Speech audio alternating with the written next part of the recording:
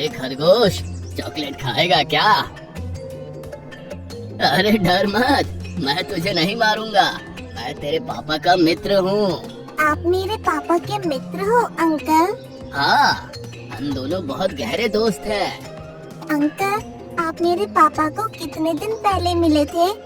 कल ही तो मिले थे हम दोनों, और साथ में भोजन भी लिया था। अरे अंकल, सुबह सुबह में मैं ही मिला था क्या? मेरे पापा को मरे हुए तो 10 साल हो गए। तो क्या तुम गिरधारी के बेटे नहीं हो? अरे अंकल, मैं जानता हूँ कि आप झूठ बोल रहे हैं। मुझे अपने नजदीक बुलाकर मेरा शिकार करना चाहते हैं, लेकिन मैं आपके झांसे में आने वाला नहीं हूँ। इतना बोलकर खरगोश वहाँ से 9-11 हो गया। बीमारी के चलते अब तो मैं खरगोश को भी नहीं मार सकता। अगर ऐसा ही चलता रहा तो मैं तो भूखा मर जाऊंगा।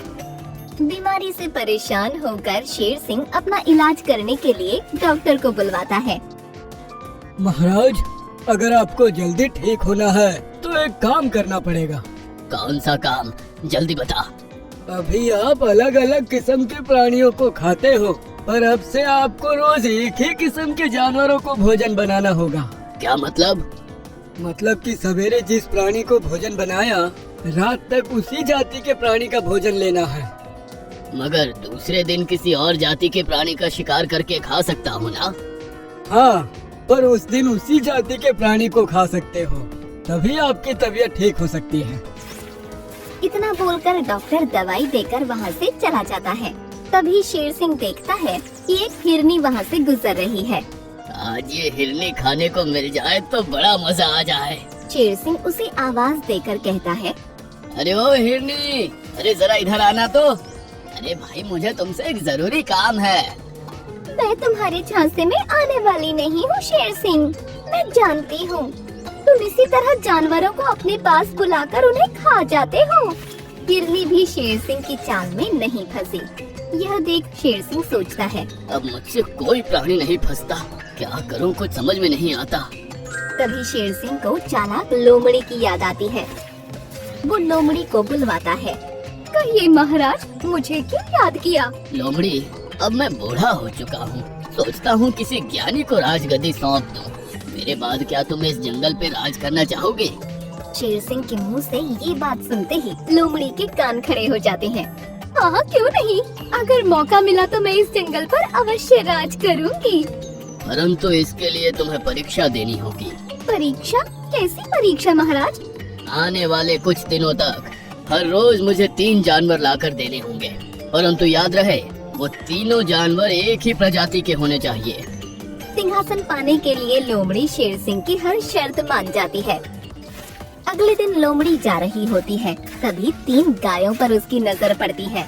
कुर्सी के लिए नेता लोग जनता को बेवकूफ बनाते हैं, तो मैं भी झूठ बोलकर इन गायों को शेर सिंह का शिकार बना देती हूँ। इसमें बुरा ही क्या है, आखिर मुझे भी तो कुर्सी मिलेगी। फिर लोमड़ी 3 गायों के पास जाकर कहती है, अरे गाय बहनों, आज तुम्हारी किस्मत खुल गई है। पता है, आज तुम तीनों को शेर सिंह ने बुलाया है। शेर सिंह ने हमें बुलाया है, पर क्यों? क्योंकि वो तुम तीनों में से किसी एक को अपना मंत्री बनाना चाहते हैं। क्या तुम सच कह रही हो? माँ कसम, मैं कभी झूठ बोलती ही नहीं हूँ। बेचारी तीनों गायें लोमड़ी के झांसे में आ जाती हैं। महाराज से मिलने हमें कब जाना होगा? तीनों को अलग अलग समय पर जाना होगा। एक को सुबह, दूसरी को दोपहर को और तीसरी गाय को शाम को। लोमड़ी के कहे अनुसार मंत्री बनने के लालच में तीनों गाय अलग अलग समय पर शेर सिंह के पास जाती हैं और शेर सिंह तीनों को बारी बारी से अपना भोजन बना लेता है। इसी तरह लोमड़ी हर रोज किसी न किसी प्राणी को शेर सिंह के पास ले जाती रहती है और शेर सिंह उन्हें अपना भोजन बनाता रहता है। यूं ही कई दिन बीत जाते हैं। एक दिन 3 बकरियां पाला खा रही होती हैं। आज इन 3 बकरियों को टारगेट बनाती हूँ। फिर लोमड़ी उन तीनों के पास चली जाती है।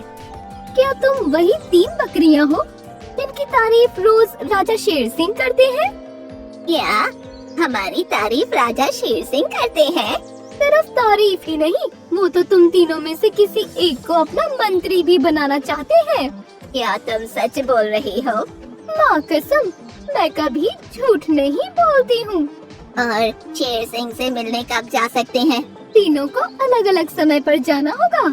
एक को सुबह, एक को दोपहर में और एक को शाम को जाना होगा।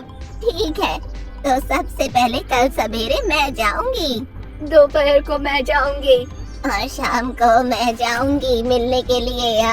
तीनों कितनी खुश हो रही हैं, पर इन्हें मालूम नहीं कि कल ये अपनी मौत से मिलने जा रही है। फिर लोमड़ी खुश होती हुई वहाँ से चली जाती है। रानी, ये लोमड़ी हमें बेवकूफ समझ रही है। उसे लगता है कि हम उसके झांसे में फंस गए हैं। मगर उसे पता नहीं, हम तीनों उसके बाप के भी बाप हैं। महाराज, आज मैं आपके लिए खुशखबरी लेकर आई हूँ। खुशखबरी? जल्दी बता। महाराज, अब तक आपने भारी मांस का सेवन किया, परंतु कल मैं आपको कुछ अलग मांस खिलाऊंगी। अलग मांस? हाँ, कल मैं आपको बकरियां खिलाने वाली हूँ। वाह, बकरी खाने से मैं जल्दी ठीक हो जाऊंगा। और ठीक होते ही आप मुझे मंत्री बनाना ना भूलना। हाँ हाँ, क्यों नहीं क्यों नहीं। अगले दिन सवेरे रानी बकरी शेर सिंह के पास आती है। महाराज की जय हो। महाराज, लोमड़ी कह रही थी कि आप हमें मंत्री बनाना चाहते हैं। हाँ, मेरे पास आओ, मैं तुमसे गले मिलकर बधाई देना चाहता हूँ। तभी होशियार बकरी बड़ी चालाकी से कहती है, महाराज, मैं जानती हूँ कि लोमड़ी झूठ बोल रही थी। दरअसल उसने यहाँ मुझे मंत्री बनाने नहीं, आपका भोजन बनने के लिए भेजा है। बकरी की बात सुनकर शेर सिंह दंग रह जाता है। महाराज, आप मुझे मारना चाहते हो तो बेशक मार दो, लेकिन मुझे मारने से आपकी जान को खतरा हो सकता है। मेरी जान को खतरा? वो कैसे? दरअसल मुझे बहुत बड़ी बीमारी है। अगर आप मेरा शिकार करते हैं तो आपको भी वो बीमारी लग जाएगी। रानी बकरी की बात सुनकर शेर सिंह डर जाता है। मैं बीमार होना नहीं चाहता बकरी, तुम जा सकती हो। बकरी जाते जाते शेर सिंह से एक बात और कहती जाती है, महाराज, आपकी बीमारी का इलाज है मेरे पास, परंतु ये इलाज मैं आपको कल बताऊंगी। इतना बोलकर रानी बकरी वहाँ से चली जाती है। दोपहर के वक्त प्यारी बकरी शेर सिंह के पास आती है। महाराज की जय हो। कहिए महाराज, मैं आपकी क्या सेवा कर सकती हूँ? क्या तुम भी जानती हो कि मैंने तुम्हें यहाँ क्यों बुलाया है?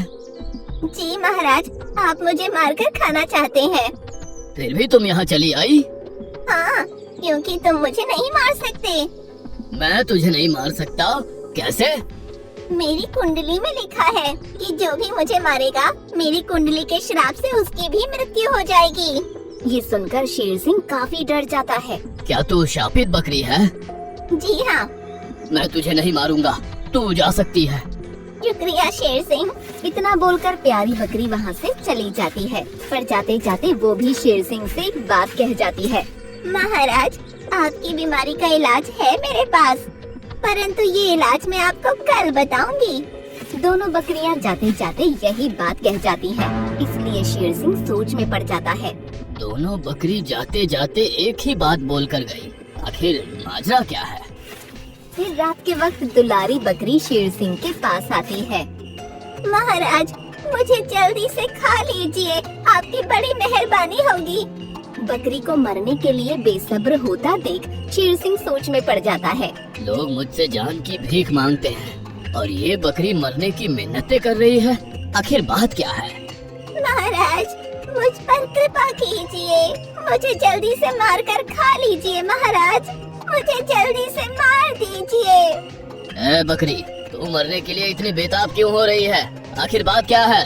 महाराज, मुझे एक योगी ने कहा है कि इस जन्म में तू जिस प्राणी के हाथों मरेगी, अगले जन्म में तुझे उसी प्राणी का अवतार मिलेगा। मतलब कि अगले जन्म में तू शेर बनेगी? हाँ, और मुझे मारने वाला मेरे अवतार में पैदा होगा। अर्थात मैं बकरी बन जाऊंगा? हाँ महाराज। तब तो मैं तुझे नहीं मारूंगा, क्योंकि अगले जन्म में मैं बकरी बनना नहीं चाहता। तो क्या मैं जाऊँ महाराज? हाँ, जाओ। इस बार दुलारी बकरी भी जाते जाते शेर सिंह से एक बात कह जाती है। महाराज, आपकी बीमारी का इलाज है मेरे पास, पर वो इलाज मैं आपको कल बताऊंगी। ये बकरी भी जाते जाते वही बात बोल कर गई। आखिर बात क्या है? अगले दिन शेर सिंह सवेरे ही बकरियों का इंतजार कर रहा था। तब तीनों बकरियां वहां आती हैं। मैं तुम्हारा ही इंतजार कर रहा था। तो बताओ बकरियों, वो कौन सा इलाज है जिससे मैं ठीक हो सकता हूँ? महाराज, अगर आप ठीक होना चाहते हैं तो आपको लोमड़ी का मांस खाना होगा, बकरी का नहीं। हाँ महाराज, लोमड़ी का मांस खाते ही आप पहले जैसे तंदुरुस्त हो जाएंगे। और अगर आपने लोमड़ी का मांस नहीं खाया तो आप जल्द ही भगवान को प्यारे हो जाएंगे। नहीं, मैं मरना नहीं चाहता। मैं आज ही लोमड़ी का राम नाम सत्य कर दूंगा। अच्छा, तो हम चलते हैं महाराज।